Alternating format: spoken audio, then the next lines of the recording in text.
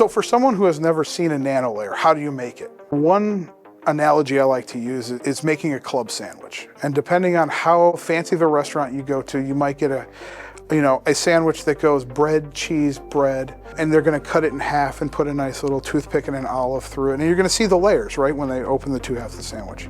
And some of the places, depending on how you go, take those two halves of the bread and they put them on top of each other and they'll put a big toothpick through them. So you can see, oh, it's the same sandwich, but now it has more layers in it.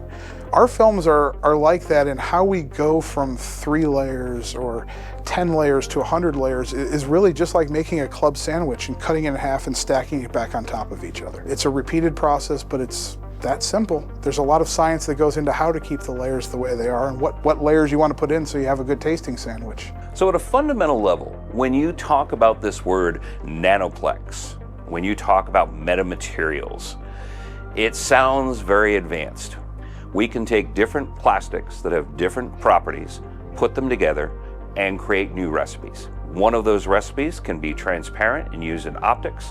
One of these recipes can be used to create capacitor films for storing and moving electricity.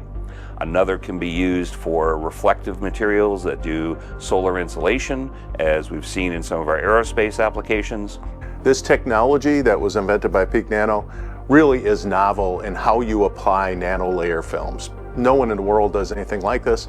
Many people have conceived of how you can use nanolayer films. Not many companies have figured out how to actually develop and deliver a solution to a market that actually meets the performance requirements. So what we're trying to do really is innovate and bring out this kind of next generation material.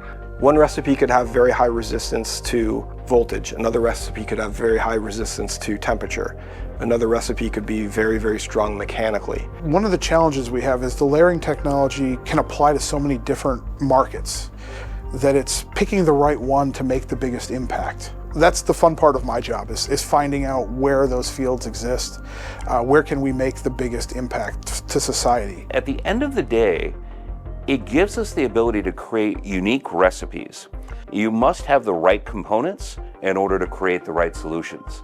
And that's the real magic of what we do. So we've worked a lot in optics, we've worked quite a bit in energy storage. So I think energy storage has a large canvas to paint on beyond capacitors.